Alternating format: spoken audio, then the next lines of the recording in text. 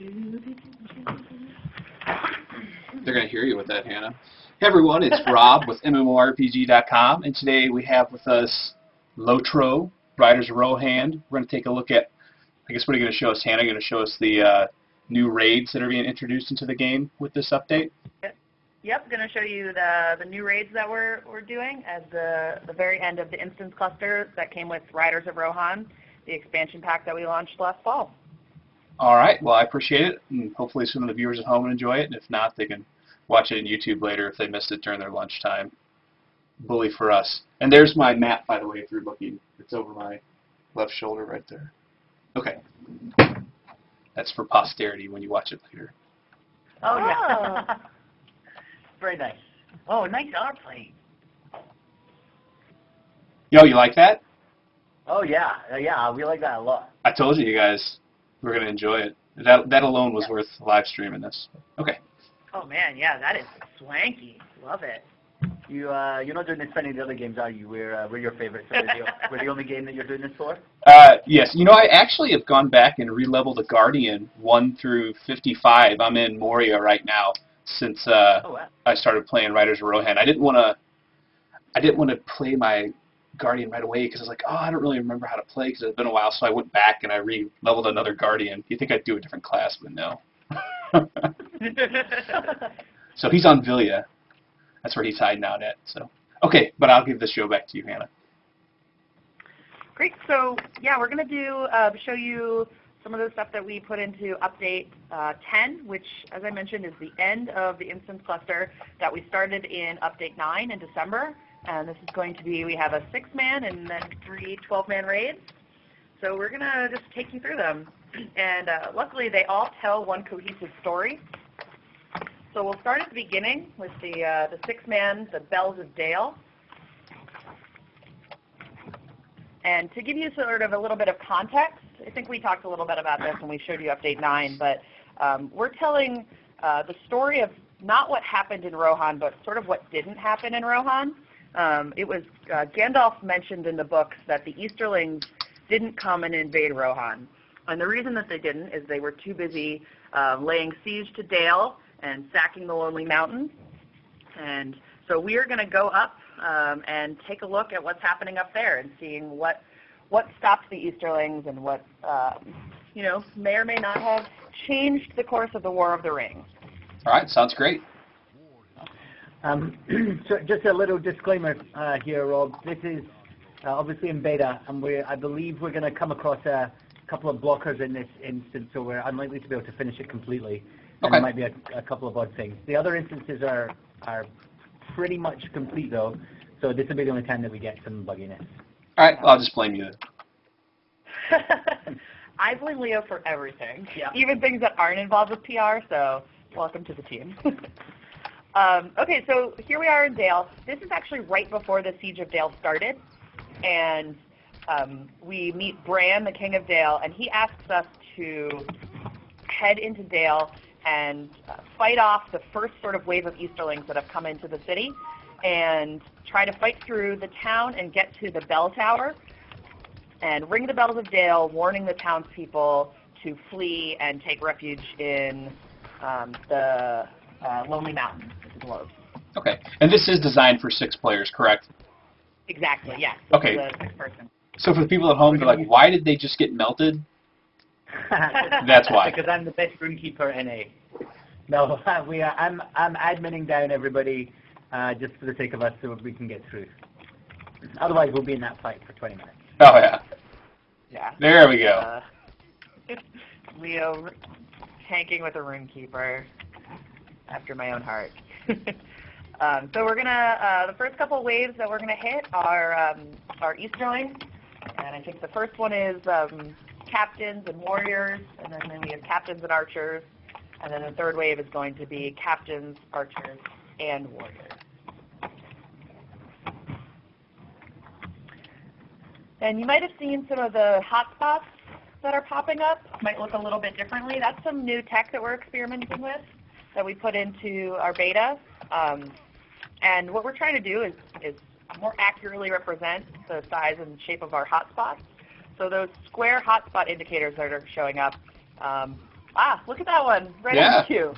So red is going to tell us that that is either something that's helping our enemies or hurting us.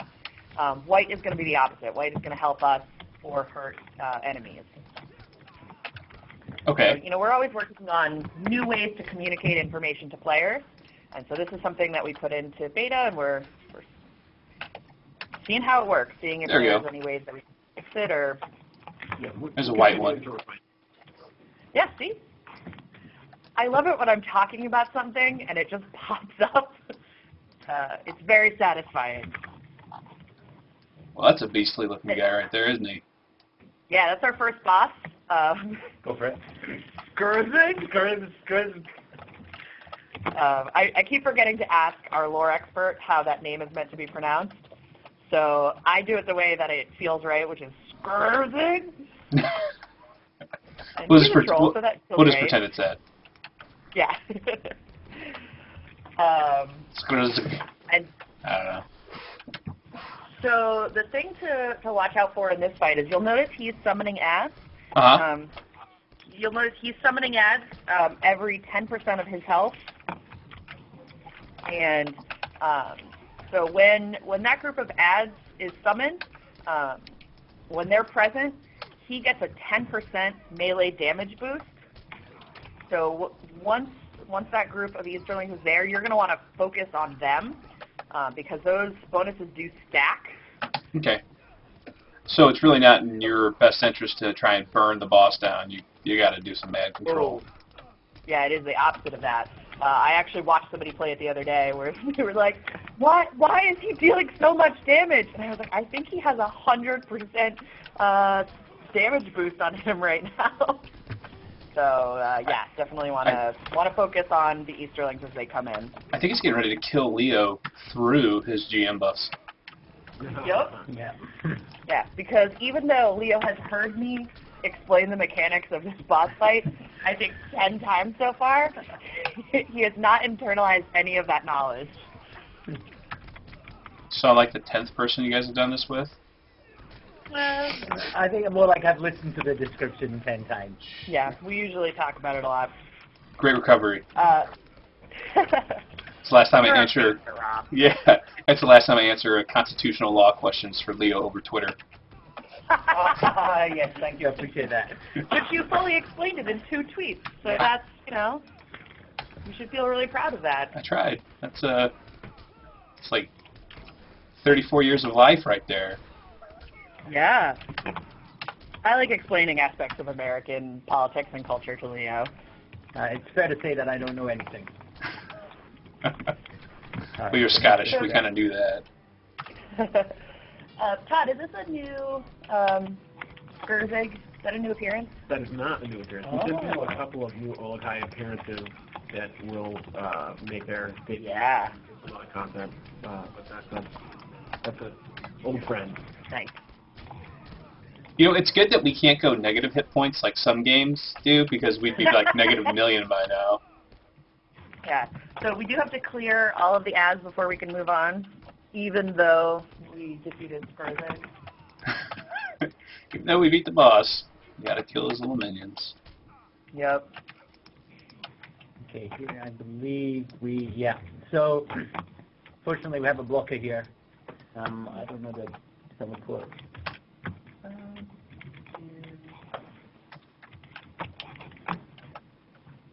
Do a flash loop. Nope. Alright, bear with us here. We're just going to yeah, we're basically going to hack the mainframe. Okay. You do what you gotta do.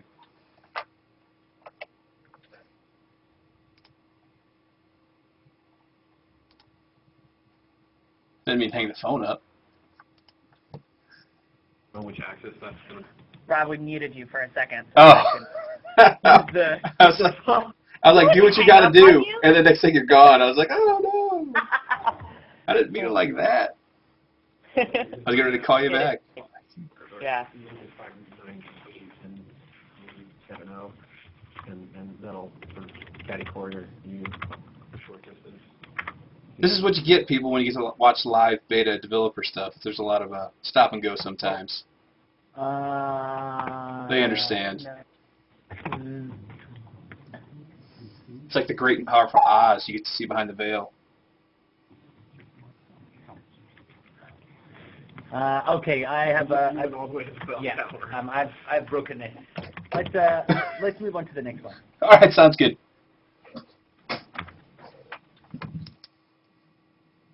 And there's that map again.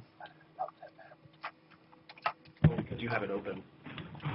But that should make a difference. Rob, sorry, some of the guys in the office are watching, and they're saying they're getting double audio through the stream.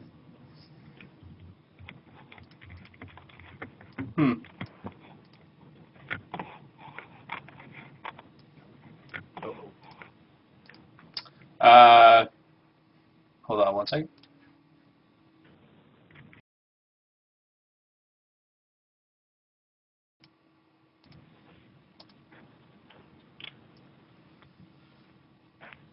They said one of the things you guys might want to check is make sure they don't have double windows open, because I got other people on the channel that are saying the audio is fine.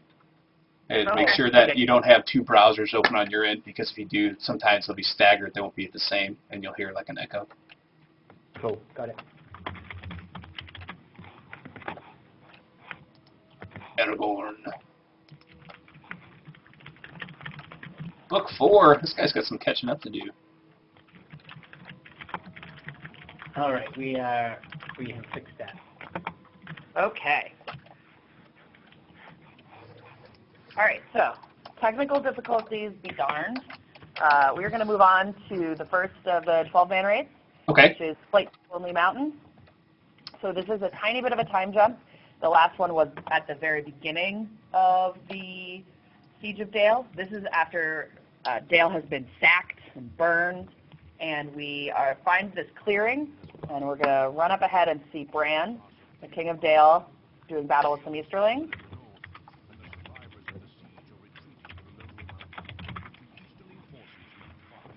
I'll quiet so that we can appreciate the full dramatic impact of the moment.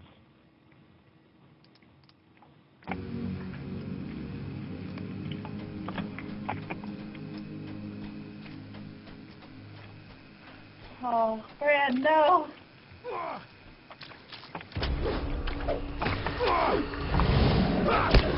I actually did get made fun of this the first time I saw that. Sort of, yeah. Even though I knew it was coming, even though in like all of the reviews they were like, so Bran's gonna die at the beginning of this raid. First time I saw it, I got a little sad. So this is the first raid, and it's a technically bossless raid, and quote the developer that it's the timer is the boss. So it is our job to hold this clearing for 10 minutes and allow the people of Dale to escape and get to Erebor. Waves of Easterlings are going to come out. There are 7 different waves with combinations of enemies. Which waves come out in the order they come out is randomized, so you'll never know what's next. They will come out on a timer, but if you are killing off the enemies very quickly, that timer will actually speed up. So you can't really just sort of DPS your way through a wave and then wait, because another one will just come. As you can see, we just finished that one. Horn sounded, then another wave approaches. Okay, what's with this breakout? Is that like a special thing that you're given for this raid, or is that just... Oh, that's the little that brings you out of the stun? Yes. Yeah, that's specific to this raid.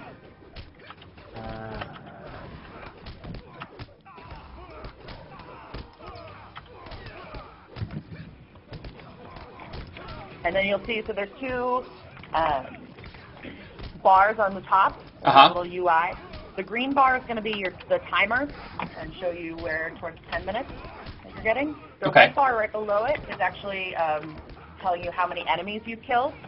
So the challenge mode in this raid is to kill 100 enemies in 10 minutes.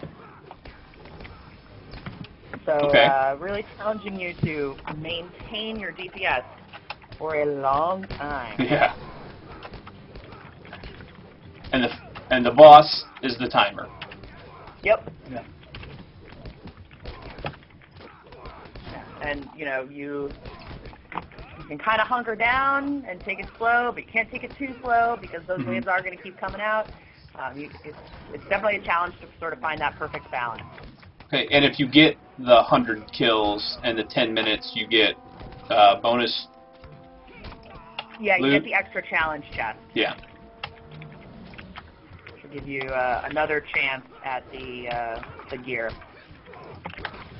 Which Holy cow! we added some first stages, some first stage weapons in this update. We added first stage weapons in this update for 85. And then we also added a new way to get them. So should you just roll unlucky, once you've defeated, or once you've completed the 3 raids on Tier 1, you get the ability to buy the first stage weapons in the skirmish camp for sealed. They'll be pretty expensive, but you can get them there. And then the price will actually go down.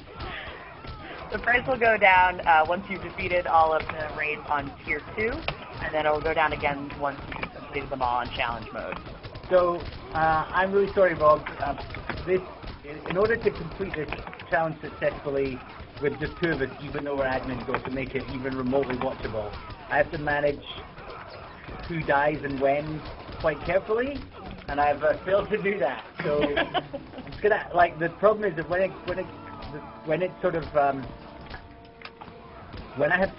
I let too many appear and then I kill them all, it makes the game want to send even more to deal with us because it feels that we're too powerful, and then we get caught in an unwatchable loop. So yeah, I was just saying something interesting is going on. I think that we've got we're going to hit that 100. Yeah, we are. Also, when I start to do the group AOE admin, you'll see some guys, instead of falling over and dying, they stand still like statues. It's kind of their thing. I wouldn't pay any attention to it.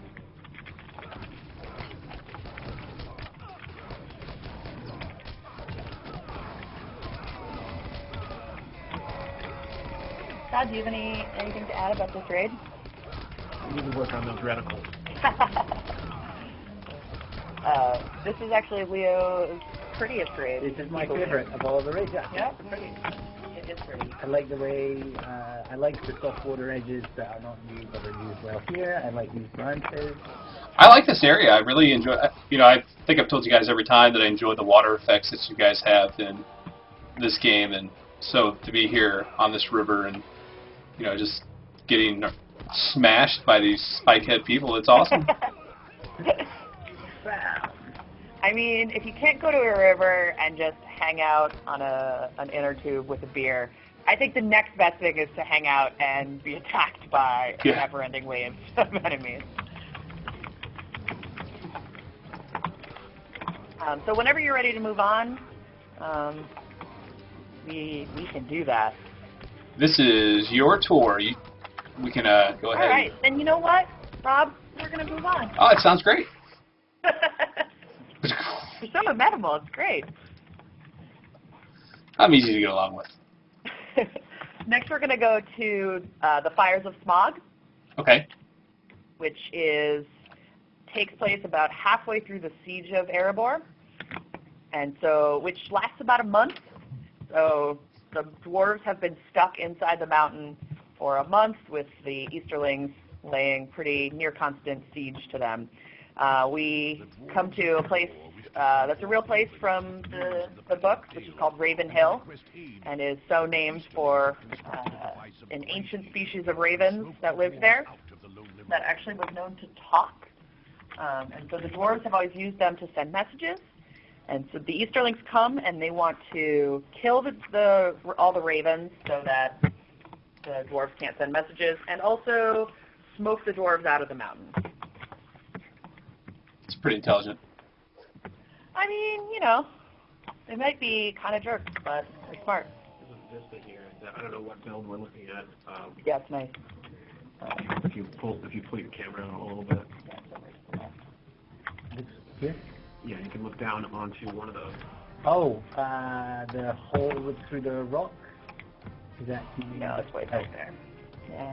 Well, no worries. So the way that they are doing this is they have brought a furnace, and they have fashioned the furnace to look like a dragon because they really want to frighten and intimidate the dwarves. And so they're bringing Smaug back to burn down the mountain. So they brought a fire grim, and the fire grim, you can see it hanging out in the furnace down there. And they're basically engaging in chemical warfare. They've filled the furnace with chemicals, and at intervals, the fire grim sets the chemicals on fire and releases all this noxious gas into the pipes, which then releases through the pipes into holes in the mountain, filling the caves with smoke. So, I don't know if you saw that, but we already failed the challenge mode. Oh, that's great. Yeah, I saw some people run by. I know. I'm always really proud when we do that. And the reason for that is that the fire grim releases the smoke every 5% of his health that he loses. Uh-huh. And at the end of each pipe are valves. And so the valves can be open anywhere between, any level between 1 and 5. And so you actually want to have them closed as much as possible when the fire grim releases the smoke, so that as little as possible gets released into the cave. Ah, okay. When you come over here to the valves, you can see that little number above. Yeah. So it's a 3 now. It was 5. Yeah, so we just closed it to 3. We closed it more. The dragon closes its mouth. And so that amount of smoke is actually getting into the cave when the fire grim loses that 5% of health. So in order to get the challenge mode, you actually kind of need to do everything perfectly in terms of making sure all 4 valves are as closed as they can be when you beat down the grim sellable health. So there's a lot of coordination that needs to happen in this raid. And is this a 12-person raid? It is. Yep, 12 people. I guess it just said 12 people. You may have. I think that's good. Yeah. Either way. There's also going to be Easterlings up here defending the valves so that you can't close them. They will also reopen at timed intervals, so you do need to be keeping them closed continuously. In addition to that, every 25% There's more. of... Oh, I yeah. said there's more. They want to make sure I have enough to talk about. So at every 25% of the health that he loses, the Grim loses, he becomes invulnerable for a time.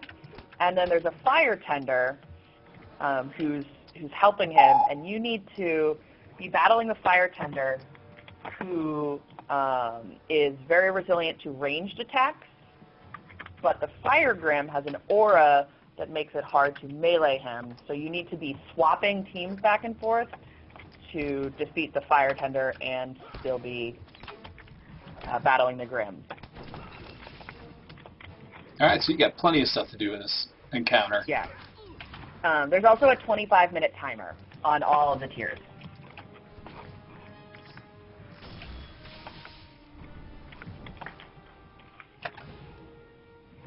Trying to think, did I leave anything out? Nope.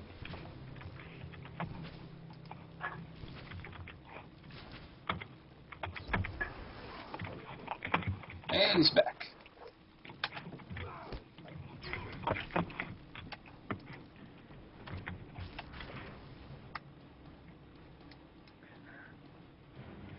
A lot of Easterlings.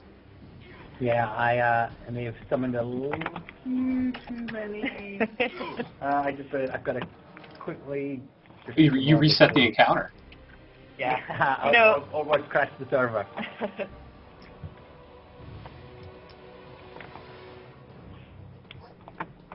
Yeah, running these 12-person raids with 2 people is its own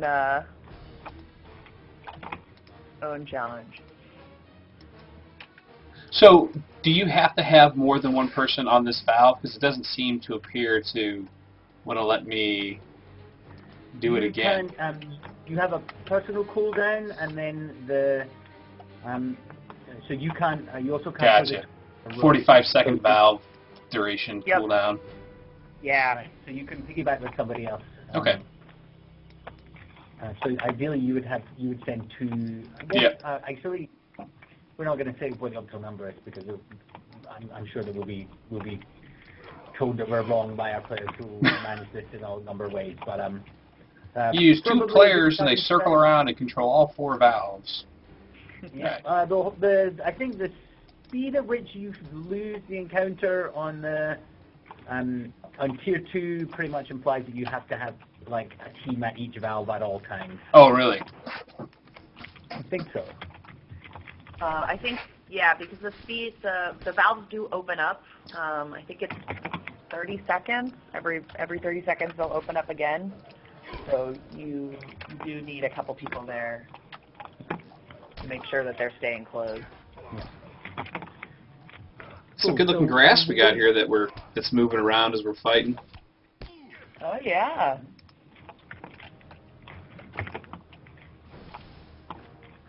I don't think we're going to be able to complete this challenge. Yeah, probably not. So I guess if you've had a little tour around and seen everything, we'll move on. Okay. All right. Let's go to the final raid. It's exciting because Leo really loves the Flight to the Lonely Mountain, but this one is my jam. This is the battle for Erebor. This is your jam? Exciting because it is. Yep. So this is the end of the siege. So at this point, actually, to give you greater context, the ring has been destroyed, and the word of the ring's destruction has, at this point, reached both sides of the army. So the Easterlings know, and their morale has just plummeted. So they're on the brink of defeat. And our job here is to absolutely shatter and embarrass them and send them on their way. So this is actually, the lobby is inside the Lonely Mountain.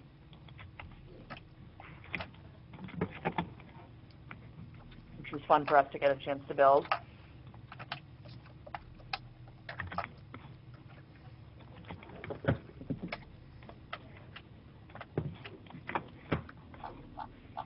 Rob is a fan of our water tech. You might enjoy peeking at that hole in the middle of the room, a little underground river that's been created in that schism. That schism? Schism. Nice. That's a word. Yeah, I'm not saying it isn't. I think your tone implied it.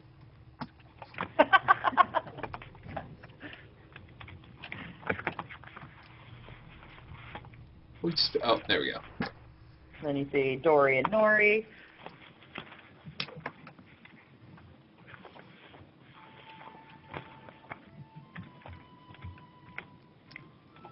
Oh, nice.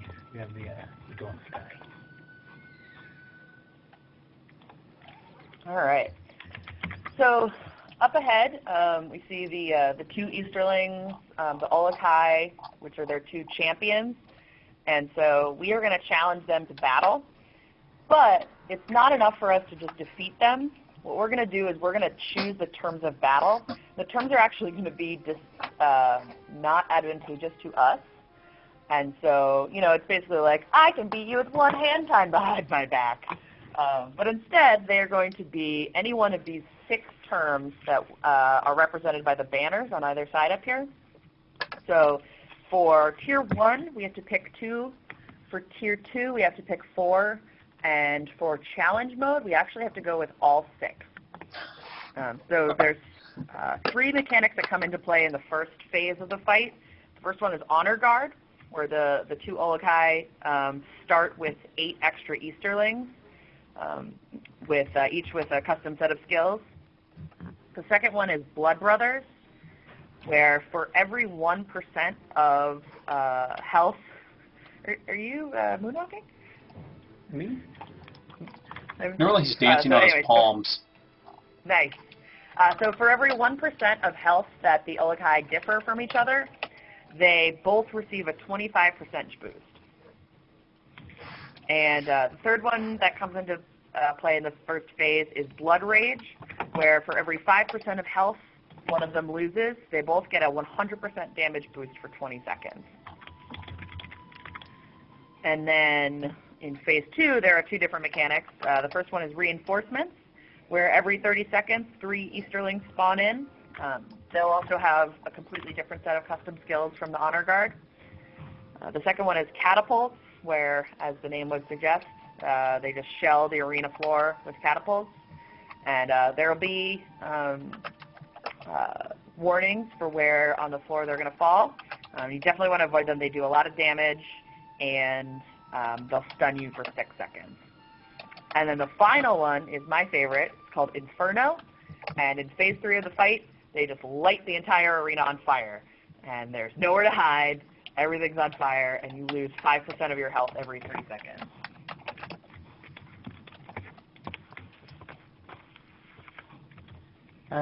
So I think probably the best thing to do is we just choose all of them. Yeah. Alrighty. I mean, I'm pretty sure we're going to win this encounter. Terms defined. Yeah. 6 for 6. Now Leah's got to go finger GM them. It's like lay on hands, only causes death. All right. This is my favorite moment where it's like that right before the fight. Everybody's just standing there, staring at each other, and then BAM!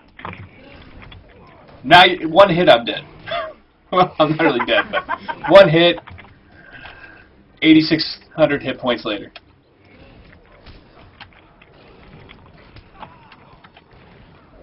So we can see this might be a little bit hard for 2 people to do. Yeah, this guy's got 54,000 hit points. That one's got almost 1 million. That one's got almost 1 million.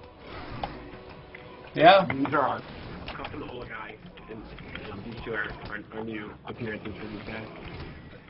Yes, if you look in their faces, they are Kind of ugly. They're uggins. and the in tier 1 and in tier 2, these are definitely kind of a pick your poison battle. You can pick the 2 that feel sort of the most advantageous to you given the makeup of your team, what classes you guys have, what your strengths are. Or, if you're super masochistic, you pick the things that are most disadvantageous to you. You could put Blood Rage and Blood Brothers together. That feels very hard to me. Oh, we can see the catapults have started. They're popping up everywhere. Just stay out of fire. Yep. Easier said than done, right? Oh, the fire's coming. Just wait.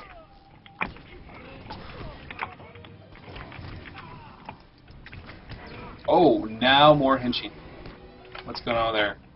Okay, we fooled you, we're back.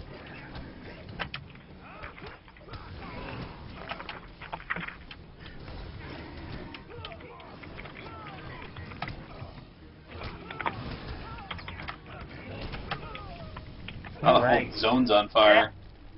The whole thing. So yeah, once this happens, you really want to wear your enemies down quickly because you are not going to survive long. And they have more ads coming. So was this one of the challenges? I just kind of... Yeah, so that's reinforcement. Okay, where gotcha. Starting in phase 2, 3 Easterlings will come in every 30 seconds. Yeah, I'm happy to repeat the different terms of the fight. We're moving through this encounter way faster than you normally would, even with a full party. Oh, that's good.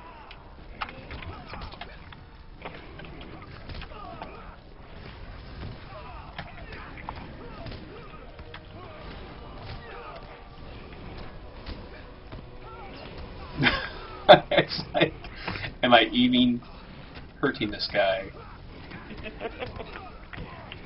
I think you're about to do a really, really big hit on him. Well, let's see. So what's the difference in their health? It's pretty big right now. Remember, every 1% of difference that they have, they each get a 25% damage. Yeah. So if it's 4%, they're hitting with 100% Oh, more damage. gotcha. Oh, yay! Wow, you're so strong. I know, right? I wasn't even attacking them. I was attacking the ads. Okay. That's how strong you are. You're not even attacking them, and you're still killing them. They just died out of concern. Yeah. Loot. Yeah. So we sped through that. I mean, we pretty much shortcutted it all of it for the sake of exciting viewing. Yeah. Yeah. So no, we did get challenge mode. Oh, was that at the challenge chest? Yeah, we got silver out of it. No loot. Yeah, the loot's definitely not going to be final, I don't think, because this build is, I think, about a week old, so I don't think the final loot was in there yet. What's the projected timeline for this to come out? Do you guys have a release window yet? Really soon. Really soon, TM? Yeah. Really soon. Capital letters, everything. Yeah, Leo soon, not Rick soon. Yeah. Or, you know what? Let's start a new soon. Hannah soon. Hannah soon. Hannah There we soon. go. Okay, so I'm going to... Hannah soon. Today is the 7th. Let's see when it comes out. That'll be the new new measurement. Yeah. The new definition of Hannah soon.